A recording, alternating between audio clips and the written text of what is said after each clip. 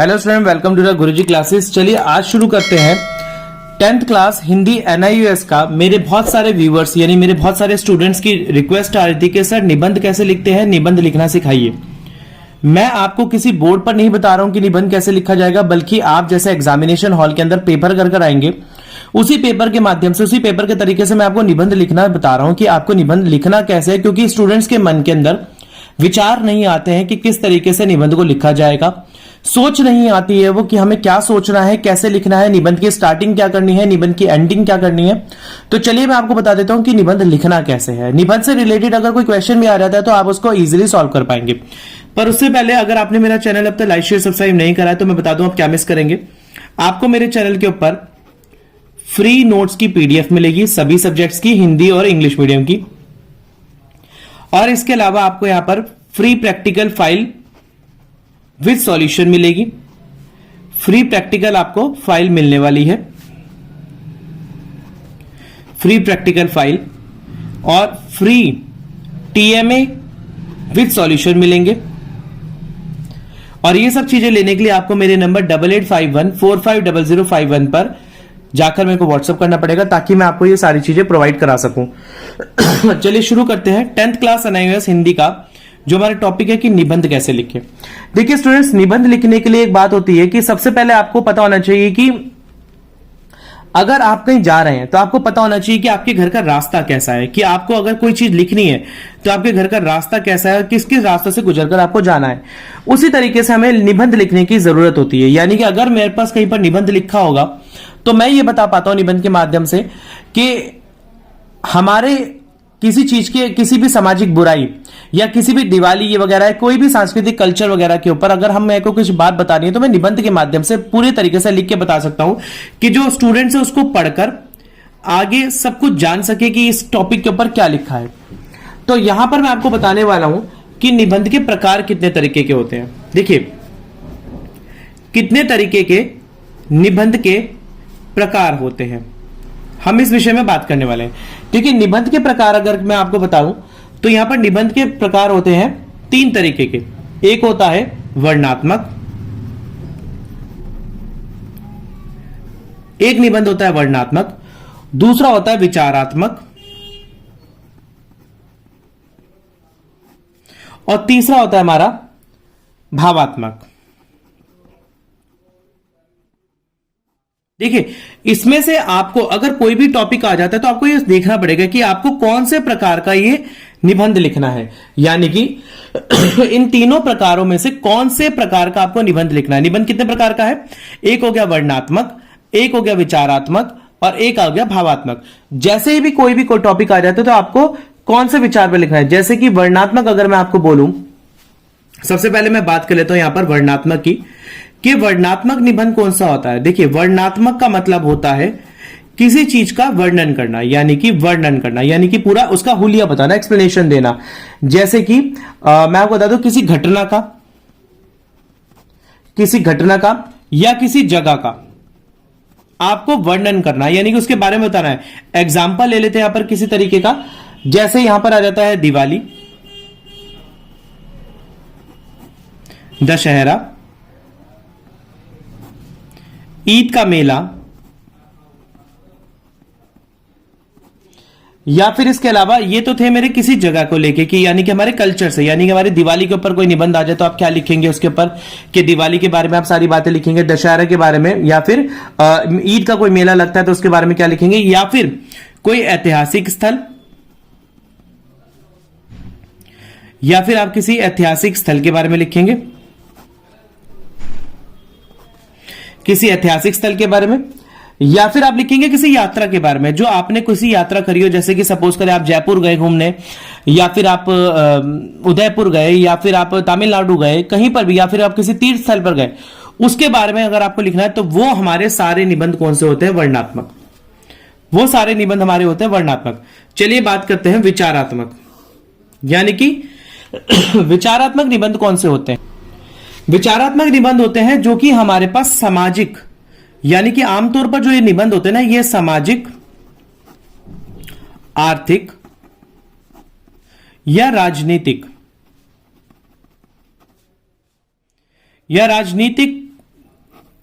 समस्या के ऊपर ये निबंध लिखे जाते हैं, राजनीतिक समस्या के ऊपर। जैसे कि अगर मैं बोलूं, एक एग्जांपल ले लेते हैं, जैसे कि हमारे देश का लोकतंत्र क्या है, उससे जुड़ी समस्याएं, ये राजनीतिक है। या फिर आजकल जैसे इंटरनेट चल रहा है, उससे जुड़ी साइबर क्राइम जो हो रहे हैं, ये सामाजिक है।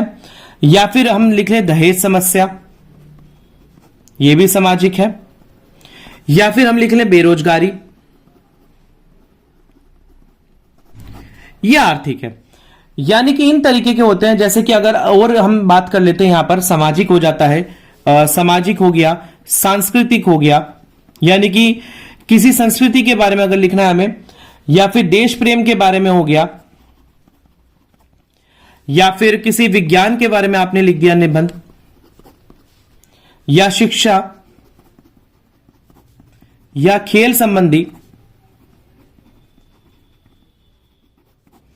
या फिर आपको कोई प्रेरक निबंध। प्रेरक निबंध कौन सा होता है, ये बहुत इंपॉर्टेंट है।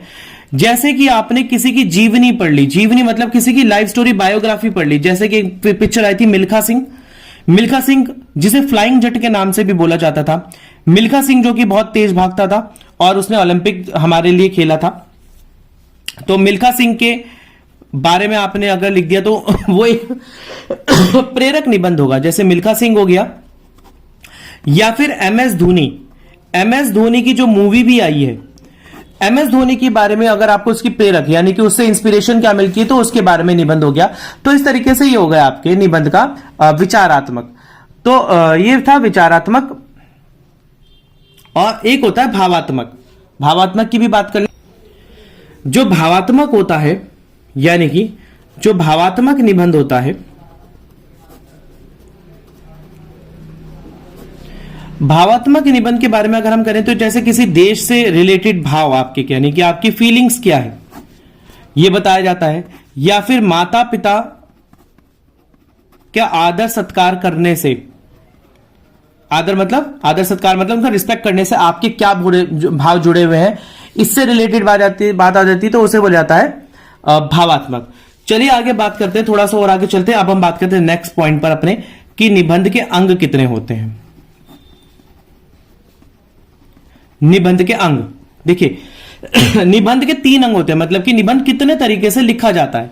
निबंध को लिखने के मतलब कितने तरीके से, मतलब निबंध को लिखते हुए 3 बातों का खास तौर से ध्यान रखना पड़ता है। वो कौन कौन सी 3 बातें हैं, चलिए उनके बारे में जान लेते हैं। पहला यहां पर हो जाता है भूमिका,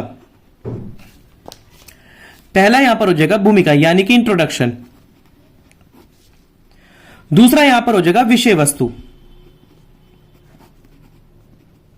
यानी कि निबंध की बीच की बॉडी क्या रहने वाली, बीच में हम क्या लिखने वाले हैं। तीसरा हमारे पास हो जाएगा उपसंहार। अब सर ये उपसंहार क्या होता है, हमें भूमिका इंट्रोडक्शन समझ में आ गया, हमें बीच की बॉडी समझ में आ गई, उपसंहार क्या होता है। चलिए मैं आपको बताऊंगा उपसंहार क्या होता है। पहले हम बात कर लेते हैं भूमिका की, कि निबंध लिखने से पहले हमें भूमिका का क्या मतलब होता है, कि हमें किस तरीके से निबंध को स्टार्टिंग करनी है। देखिए भूमिका कैसे लिखी जाएगी। भूमिका का मतलब होता है इसका नाम, किस तरीके से आपने निबंध के बारे में क्या सोचा, और उसका टॉपिक है, जो टॉपिक के बारे में आपने सोचा। जैसे कि मैं आपको बता दूं,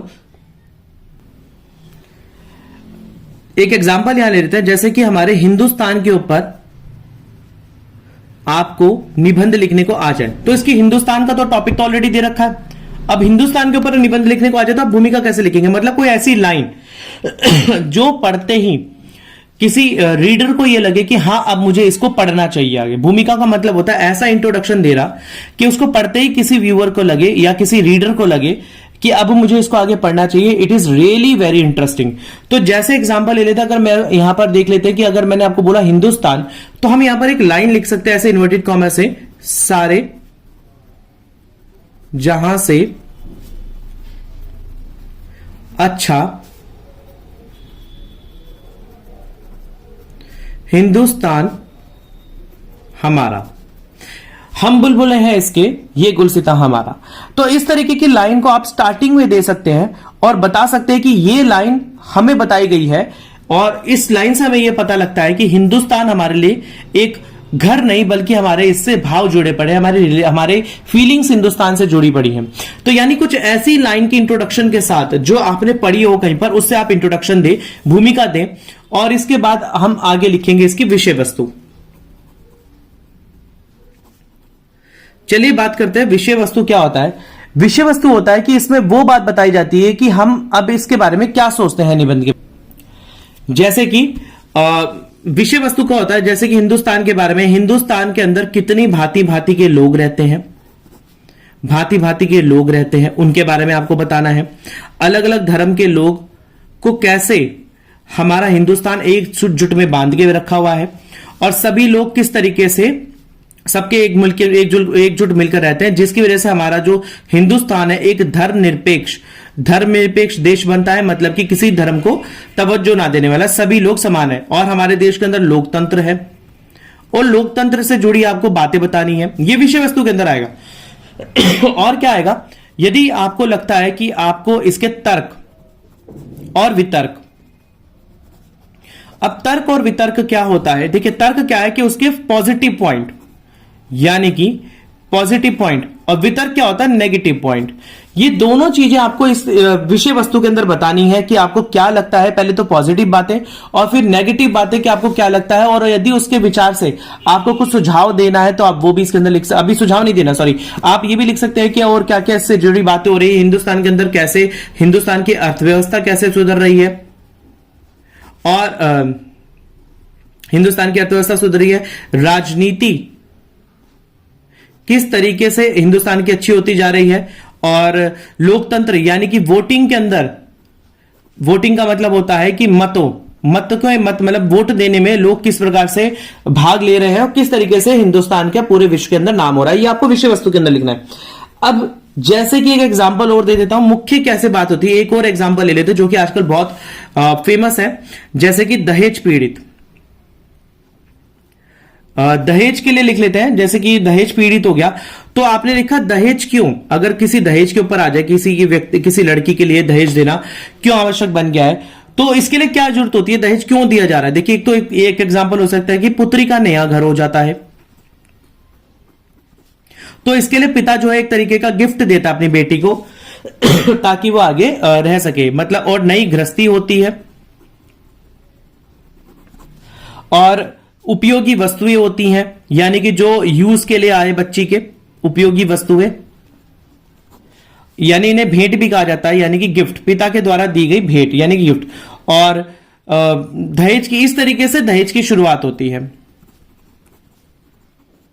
अब आप देखिए, अब इस तरीके से दहेज की जो शुरुआत हो रही है, जो अमीर व्यक्ति है या जो कैपेबल व्यक्ति वो तो दहेज दे पा रहा है, तो इसकी बुराइयां क्या है, यानी कि ये तो आपने अच्छाइयां बता दी, तो इसकी बुराइयां क्या है। बुराइयां ये होती है कि इससे क्या होता है, दूल्हे जो होते हैं पशुओं की भांति, यानी कि दूल्हे जो है पशुओं की भांति बिक रहे हैं बाजारों में, पशुओं की भांति बिक रहे हैं, और जो दूल्हे पक्ष यानी कि वर पक्ष की मांगे जो हैं बढ़ती जा रही हैं। ये आपको किसमें लिखना है, ये आपको सब विषय वस्तु में लिखना है, आपको भूमिका में नहीं लिखना। विषय वस्तु के अंदर आपने पहले पॉजिटिव पॉइंट लिख दिए, फिर नेगेटिव पॉइंट, ये सब आपको लिखने के बाद, इसके बाद मेन हमारे पास इंपॉर्टेंट पॉइंट आता है उपसंहार। ये आपको लिखना नहीं है, ना ही विषय वस्तु ना ही उपसंहार, यानी कि मेन पॉइंट आता है उपसंहार। उपसंहार का मतलब होता है कि अब आपको एक फाइनल एक समरी लिखनी है, जो आपने विषय वस्तु में ऊपर लिखा, अब आपको फाइनली समरी लिखनी है। और इसको किस प्रकार से लिखना है, यानी कि आपको कुछ उदाहरण देकर बताना है। जैसे कि आप ये समझ सकते हैं कि आप ये बता दें कि आज की जो नारी हर मामले में आगे है, पुरुषों के साथ कंधे से कंधा मिलाकर चल रही है, पुरुष आज भी उसे अपने से कम मानता है, उसे आज भी बंधन में रखना चाहता है। इसकी वजह से वो स्त्री की उन्नति से पुरुष जो है घृणा करता है, उसे अपनी मात्र एक भोग विलास की वस्तु समझता है, पर व्यक्ति पर इसकी सोच 11 दिन चल रही है। अब नारी अच्छी राह पर निकल चुकी है और पीछे हटने नहीं वाली, और वो अपने लक्ष्य की ओर बढ़ चली है और अपना उद्देश्य पूरा करेगी। ये सब चीजें आपने कहां लिखनी है? समरी के अंदर। यानी कि आपने पहले पॉइंट्स उसके फेवर में लिख दिए, फिर आपने उसके अनफेवर में लिख दिए, यानी कि आपने उसके विपक्ष में लिख दिए, फिर आपको लास्ट में आपने उपसंहार लिख दिया, यानी कि समरी, यानी कि उसका पूरा निचोड़। निचोड़ क्या लिखा आपने? लिख दिया कि दहेज से अब नारी क्या चाहती है, नारी के फाइनल उसके अंदर क्या है। तो आपको सबसे पहले आपने हेडिंग लिख दी, भूमिका लिखी, हेडिंग मतलब कि ये हेडिंग लिखी जिससे पढ़ने वाले को अच्छा लगेगा, हाँ स्टार्टिंग बहुत अच्छी है, मुझे आगे पढ़ना चाहिए। इस हेडिंग को लिखने के बाद आप यहां से निबंध लिखना शुरू कर देंगे कि आजकल क्या चल रहा है। अगर दहेज के बारे में है तो आप ये लिख सकते हैं कि जो दहेज की प्रथा है हमारे यहाँ पर कोई नई नहीं है, पहले से चलती आ रही है भारत के अंदर, और मतलब कि ये देवी देवताओं के टाइम से भी चलती आ रही है, या फिर आप जैसे भी हमारी किताबों में हम पढ़ते आ रहे हैं तब से चलती आ रही है। इस पे मैं किसी भगवान या किसी धर्म को मैं पॉइंट आउट नहीं कर रहा हूं, ये जस्ट एग्जाम्पल दिया जा रहा है। तो इसके अलावा या फिर जो है दहेज से क्या क्या जो अमीर व्यक्ति वो दहेज दे सकता है, और जिसकी वजह से गरीब व्यक्ति दहेज ना दे सकने के कारण ये सामाजिक बुराई बन जाती है। ये सब कुछ आप उपसंहार के लिखने के बाद, और आप उपसंहार में लिखेंगे लास्ट में, ये सब आप विषय वस्तु में लिखने के बाद उपसंहार में लिखेंगे कि अगली लाइन छोड़कर आप लिखेंगे कि जो मैंने नारी के बारे में बताया कि आजकल हमें ऐसा लगता है कि नारी कहीं पर भी पीछे नहीं रहेगी, मर्दों के साथ कंधा से कंधा मिला के आगे चलने वाली है, पीछे नहीं हटने वाली है, जिससे हमारे देश की अर्थव्यवस्था को भी आगे मजबूती मिलती है, और जेंडर इक्वालिटी यानी कि लिंग भेदभाव जो किया जाता है वो दूर किया जा सकता है। तो इसमें आपको लास्ट में उपसंहार में अपने विचार लिखने हैं। तो तकरीबन ये आपका 120 से 150 वर्ड का रहने वाला है निबंध, और 7 मार्क्स का आएगा आपके एग्जाम के अंदर, 7 मार्क्स। अगर आपने इस निबंध को लिखने की प्रैक्टिस कर ली और इसको लिखना सीख लिया तो बिलीव मी, मेरे पे विश्वास करें कि आपके 7 मार्क्स तो पक्के हैं पूरे। हिंदी के एग्जाम में पास होने के लिए 26 मार्क्स चाहिए होते हैं थ्योरी के अंदर, और आप 7 मार्क्स तो इसमें से ले आएंगे, यानी कि बचे हमारे 21। तो कोई भी स्टूडेंट फेल नहीं हो सकता। मैंने आपको ऑलरेडी हिंदी के एग्जाम से इंट्रोड्यूस करा दिया किस किस तरीके से एग्जाम आने वाला है।